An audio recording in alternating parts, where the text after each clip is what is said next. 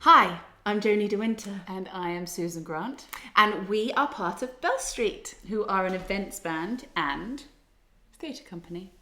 And we're here to talk to you about our fun and failures. On our journey from being scared to just doing it anyway. Hello. Hello. Good evening. We're in a different venue tonight. The Black Cactus in Shaftesbury have very kindly let us use their space, basically because if you listen to the last episode, my dog is annoying. Yeah, she is. Are there Hate to dog say it. therapists? I don't know, because she only knows to start whining when we start recording. It is a really strange thing. It doesn't matter what we do, we can just talk like this, and then as soon as we press record, she runs around, taps on the window. Yeah, Jumps she's up. a nightmare. Anyway, so we're in a much nicer environment tonight. Tonight's episode, we normally say today, Yes. tonight's episode is a good one, isn't it? Well, it's one that we have wanted to talk about and discuss right from when we talked about the podcast being a thing. Yeah, when we literally the titles, Yeah. what shall we do? Yeah, and we're aware that we've spent the last few, if you've listened to the previous ones, just talking and laughing our way through it, which we will as well this evening. Yes, we have got a little cheeky prosecco tonight because off of the rule of recording in the evening. So we do a little cheers. Cheers. Join us at home if you're not driving, or unless it's 8 a.m. So we thought we'd illustrate the beginning of this podcast with a little story. Story time. Take you back to 2021. Right. And we were directing a pantomime. We were. Yeah. And we had to think of a sign-off name for all of our emails. And for some reason, we decided to sign off our names. Instead of Susan and Joni, we signed off as Magic and Tragic. We're never quite sure which one was going to be which. Well, that was the from point, wasn't day it? to day. Yeah, we took it in turns. And we like to bring the magic, but there's also that little balance of Tragedy. And that is the two sides of drama, isn't it? If you think of the theatre mask, there's the comedy and the tragedy. And sorry to be extreme, but tonight what we want to talk about is actually the tragedy. Yeah. So our theme really for the evening is performing through trauma. There's no other way of... No, there's no clever title for it, is there? But we tricked them because we won't call them that podcast we won't call this podcast that title. No. Surprise. Yeah.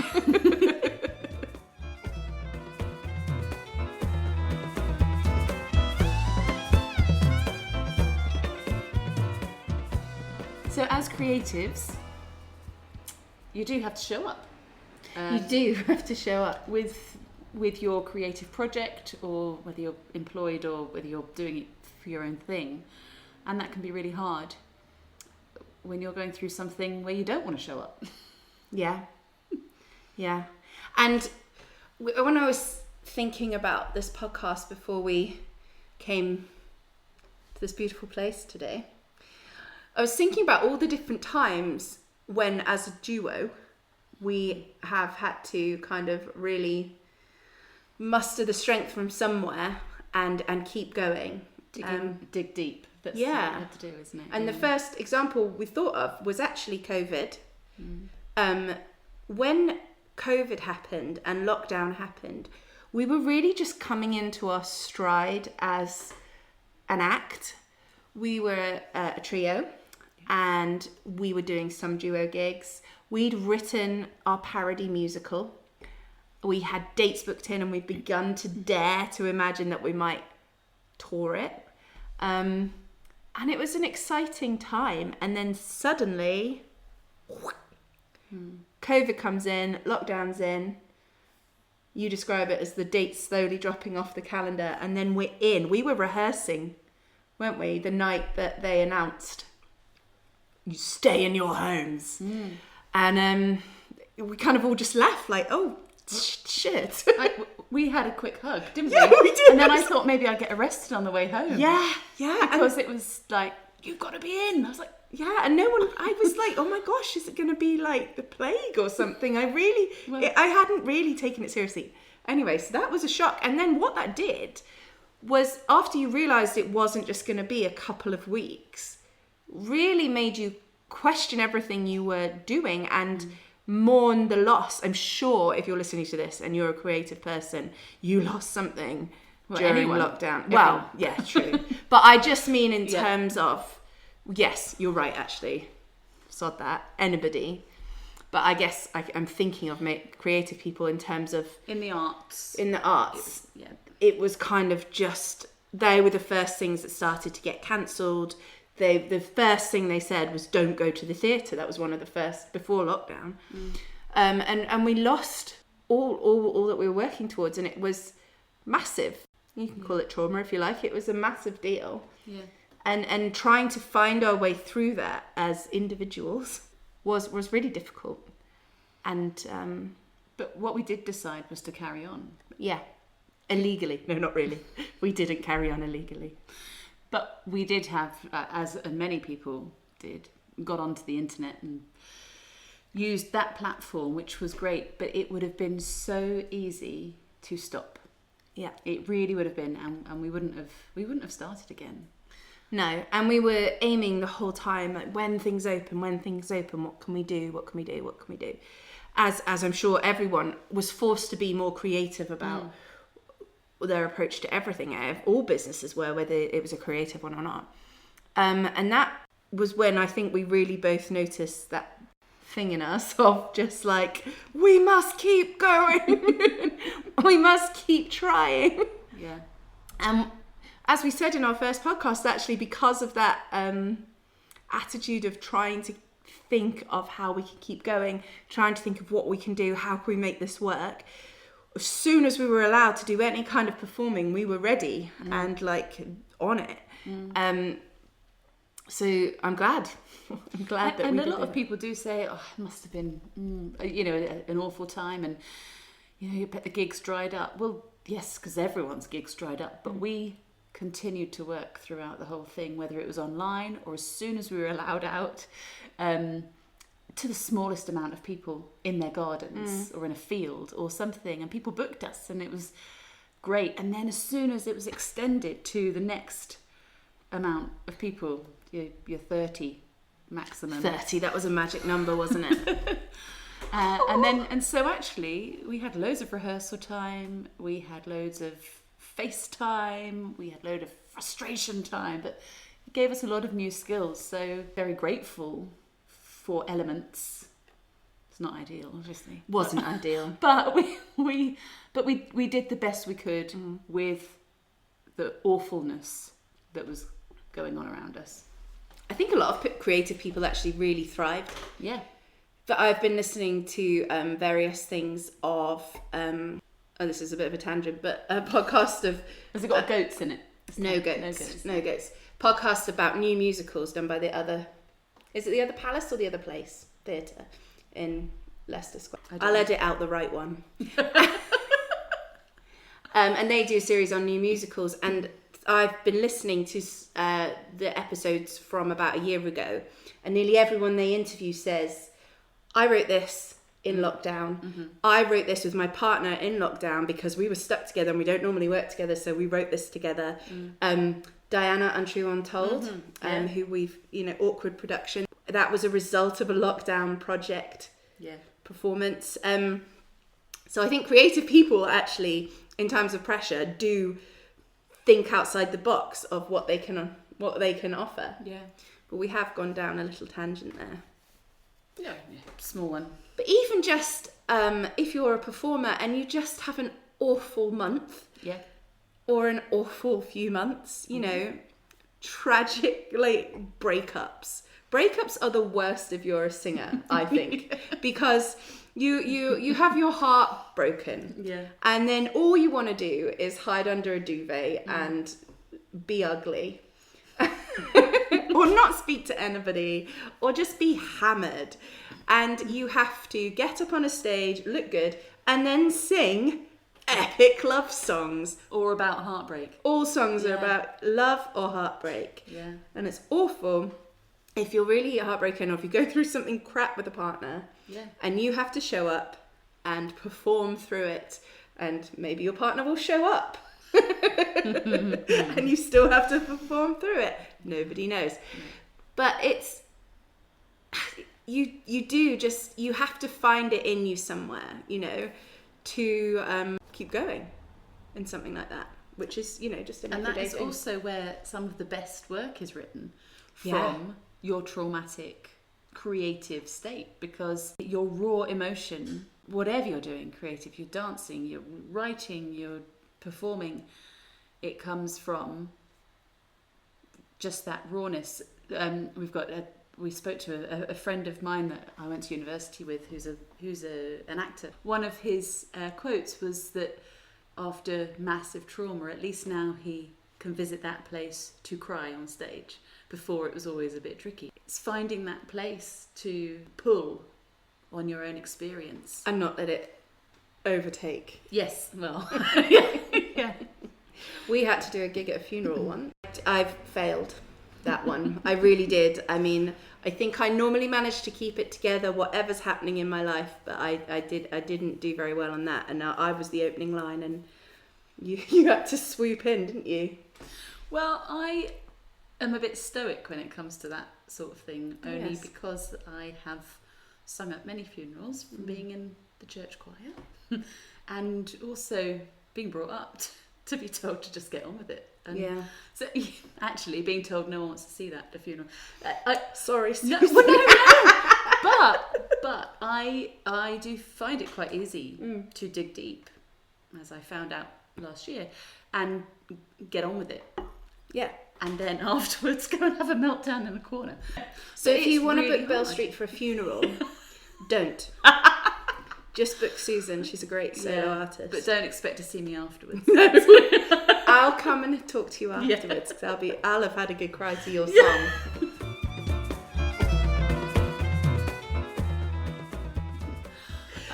So the reason, I know we're going on and on, we're trying to find relatable things for you, the viewers at home. And trying not to make it morbid. Yes. We're very aware that this could be a very morbid podcast. The reason we want to do this podcast is because the last year and a half, between the two of us, there's been a ton of shit, basically. There's no nicer way to put it, that has gone on. And we have had it's been our busiest time as a company. We were producing and trying to tour and then launching Hugh. We obviously had our normal gigs and things. And I think really what we wanted to do is just talk out loud about how we got through it. This is our own therapy session. This is everyone else has to listen to. We can't afford it. You guys can join in. Yes. Yeah, so basically in September of 2022, one of my children was very ill, and she was in hospital for a very, very long time. And very far away. And it was a very frustrating situation where she really wasn't getting the help she needed. And that was happening whilst we were working, trying to rehearse, trying to put Hugh out, get Hugh ready, and cope with the Christmas season. My daughter wasn't here around the Christmas season, and we didn't know what was going to be happening, and it was really, really crap. But we kept gigging. Yeah. And then she came home, and which was an adjustment in itself. It was an adjustment because our lives had changed massively, and we were getting ready to launch Hugh. So that was quite a big deal that we had been handling as a business, as well as friends and personally. And we also were trying to apply for an arts grant that we didn't get. That was stressful. Do you know, that might have been more stressful. That was a trauma in itself. Yeah, arts grants should be a podcast we do. Absolutely.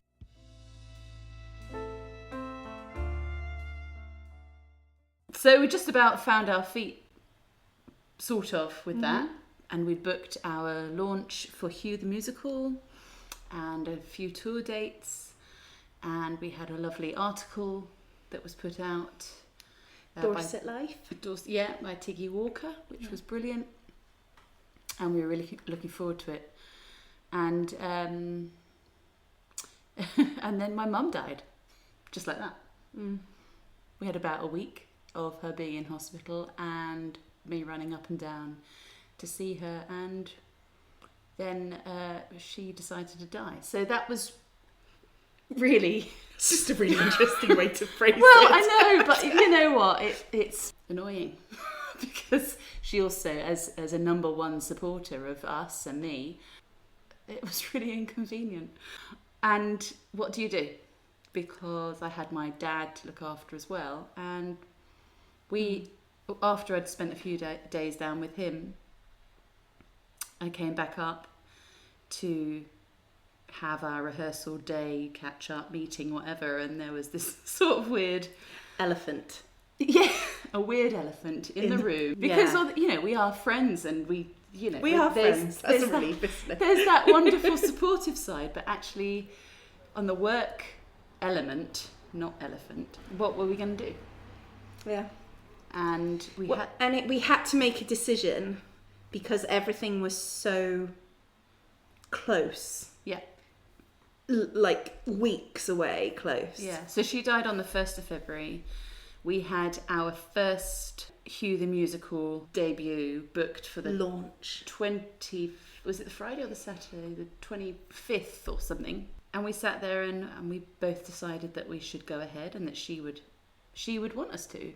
She was a hard worker, she was a performer, she was a musician. So then I knew that if I could book the funeral after the launch, which actually they gave me that date as an option, the 27th, I was like, yeah, I can do that. I can carry that through. I'm just going to organise an event for 150 people, 200 people, whatever.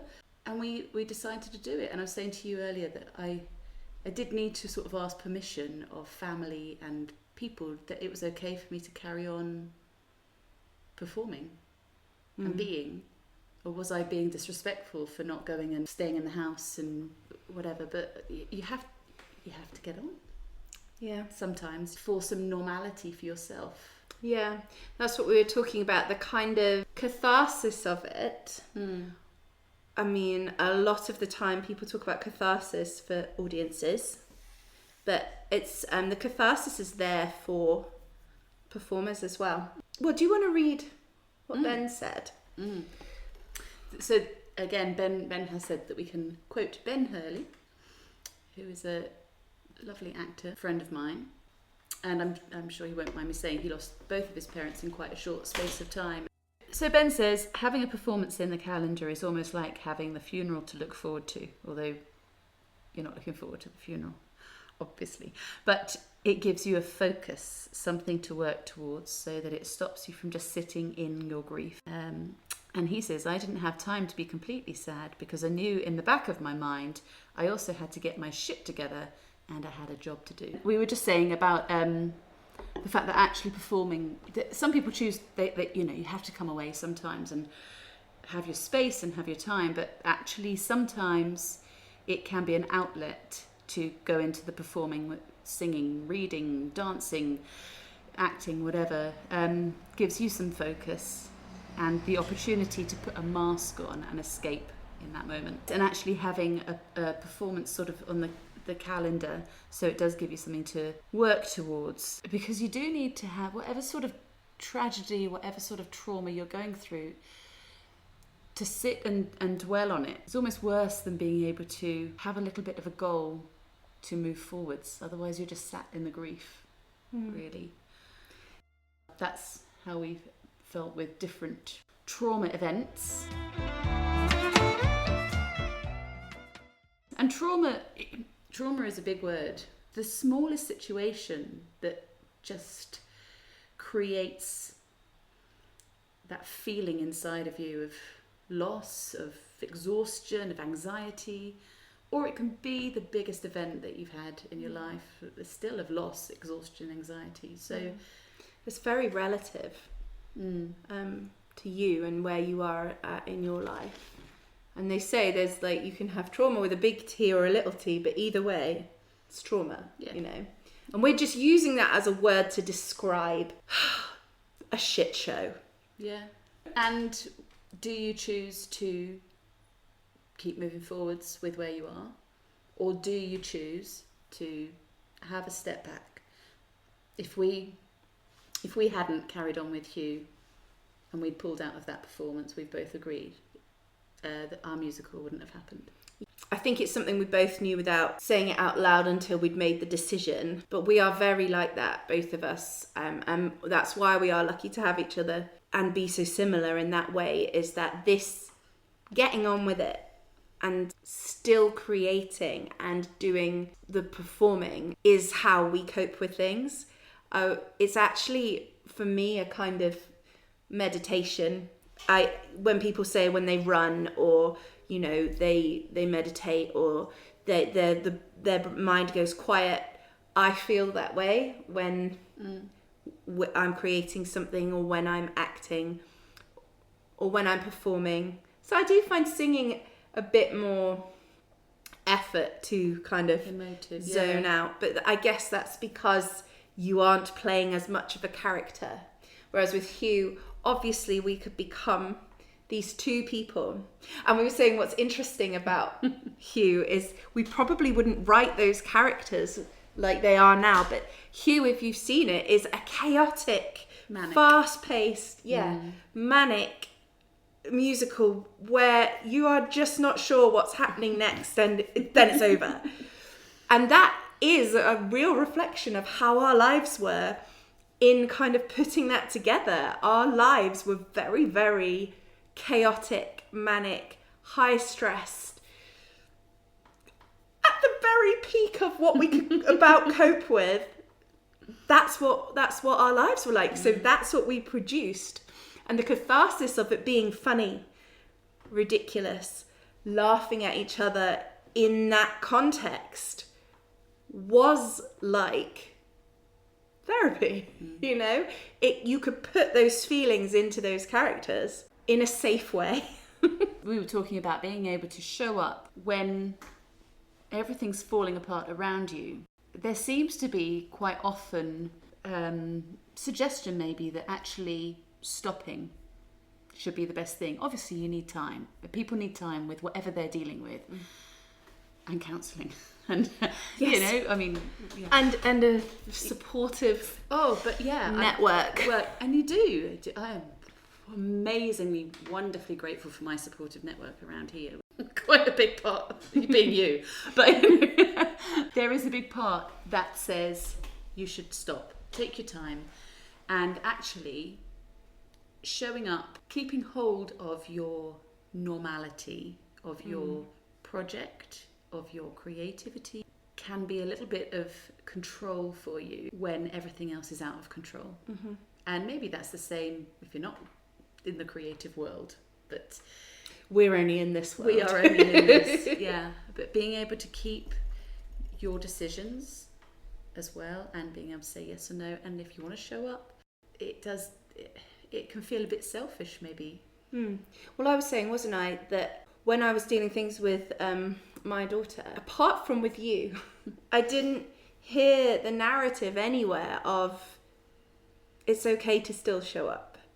Really, I felt the pressure to drop everything. And even saying it out loud, I feel like I need to justify that. Because obviously I prioritised my daughter. We worked around things. We shuffled things around. You were great. We moved things all the time. Things had to be really flexible. But the thought of showing up and still rehearsing, still writing, still booking dates, that felt like quite a weird thing for me to be doing. But I never felt any judgment from you about it. And I think maybe one of the reasons we wanted to make this podcast was in case you feel like that, because it definitely isn't out there. There is so much saying, you know, it's okay to not show up. It's okay to retreat, and it's okay. And it is okay. It absolutely is okay. But it's also okay to keep going. if you need to, if what you're keeping going at is giving you life and is giving you energy. If something's draining the energy out of you, then absolutely you can tell that then that is not the right thing for you to be showing up for. But if something is helping you through something, if something is keeping you getting up and living and not running away, then absolutely show up for it. And I think that more people should say that. We were saying there's no should. No. You should do this, you should do that. It's okay to take a break, take a step back. And it would have been okay if either of us at any point, the other one would have understood if we'd said, I can't at the minute. But we needed to. I need to. When we're not making things, my life is crap. I love it when we're making something. And when my life is difficult, us making something is the thing I look forward to and the thing I cling on to. And it's about knowing your breaking point as well. You know, there are days when we can't. And sometimes actually there's days where we scheduled a rehearsal and we'll just be like, can we just go out for lunch? Or can we not do what we planned today? And we're flexible with that. Like you do need to know when your breaking point is. And we are lucky because our breaking points are never at the same time. But not yet. Not yet. Which is excellent. We generally can read the other person's place as well. Yes. You have a look. Thank you. Yeah. I'm like, okay. Anyone who knows me will know it. And that's what's great about working with someone you really trust is there's this up and down of who's coping today, right? You be in charge today. Yeah. And you know, there's times where we are good friends, but we know not to ask each other how we're feeling. And you were telling a story which I'd forgotten about actually, but obviously you got me through it. Was when I'd got into a car before a gig. It was a hen do. Yeah, it was. And I got into a car and everything was like peak stress levels. And I just said to you, don't ask me about my daughter until this gig is over. Yeah. It's just like, we need to just get through this. But that getting through that gig was actually just a calming bit for my mind, you know. Talking about different types of trauma. The trauma of running out of Prosecco That's annoying. traumatic when you only pick up one bottle. I know. Stupid. We don't learn. That's a rookie mistake. Honestly. We were going to be very sober tonight. And Well, we are very we are sober. sober, yeah. That's the problem. But no, yeah. it's not. But Don't drink through your problems. That's another podcast. We're not ready for it yet. But don't. But we were talking about all the different traumas about they don't have to be huge, life-changing. They can be running out of Prosecco. That is... And just to keep it light, our Christmas trauma, it wasn't my trauma, well, it was a little bit traumatic. Well, It's on-stage trauma. talk about performing through trauma. We were performing at a Christmas lights turn on and it was cold. And we were also performing, how many times that day? 4?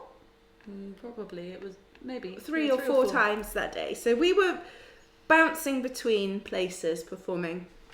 And we had on our like Christmas dresses and our coats and stuff. And we'd arrived a bit early, so we had a mulled wine. We had a mulled wine, but I had been very conscious that because we were performing so many times, I didn't want to be dehydrated, so I'd been drinking lots of water. Yeah. And in between performances, I downed. It's probably not good vocal health, but I downed like a big bottle of water. And then it was cold, and so I was like, got onto stage, and I was like, oh. Could do with going for a wee, but it's fine. Don't worry about it. It's fine. The toilets were nowhere near us. Nowhere near us. Yeah, it was the middle of a car park or something. Mm-hmm. Anyway, so the first song starts, whatever it was, Jingle Bells. Jingle Bells, yeah. And I'm like, oh no, I really, really need a wee. Like, I hadn't been to the loo for, this is probably TMI for a lot of people, but I hadn't been to the loo for ages. I suddenly realised I was drinking like 2 pints of water, a mulled wine and a glass of Prosecco or something. And I was like, I really need a wee. So I'm thinking through the set list, like, no, there's no point where I can go for it. You can do this, Joni. You can do this. We've got dance moves, dance routines, and really like high notes, big notes. Yeah. So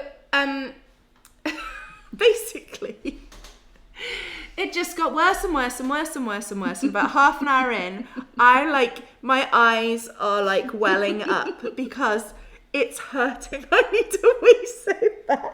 And my bladder is like, argh! And Susan's like, what song should we do next? And I'm like, oh no, I can't. What did I say to you? You were like, I don't know. I don't know.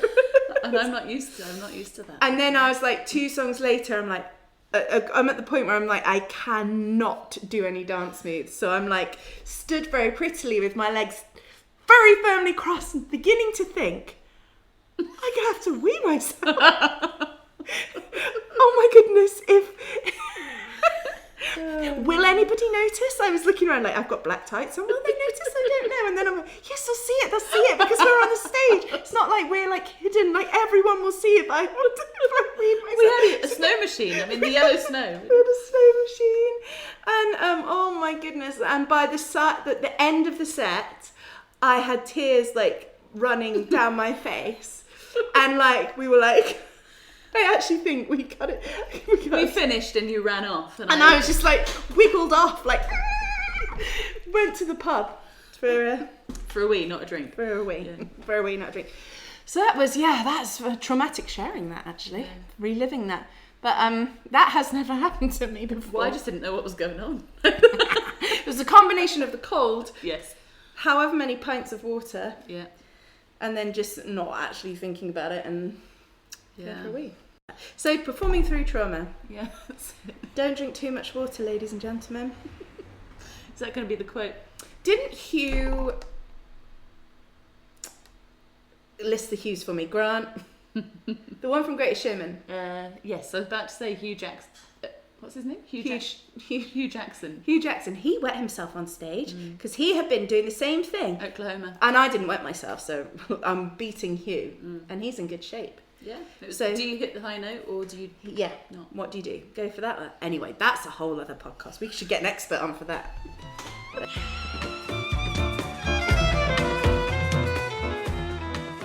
So we just wanted to be here as a reassurance to the people who might think they're odd in times of crisis, and who need to just keep going, because really, Susan's the only other person I've met in the world who does this too. And we wanted to talk about it because there must be other people who feel this way, and it was definitely the right way for us to go the last year or so. Yeah, we had to keep showing up to keep our business running, and find the moments of being able to have our own time in other moments, or together in other moments, but as a business. We did need to find that continuing process so that we would carry on working. So our message to you is, don't let anyone tell you how you should respond to your trauma, because at some point you're going to have to deal with something that's going to be uncomfortable. Yeah. Whether it's just my Christmas lights lorry situation or the whole world falling apart around you. Yeah.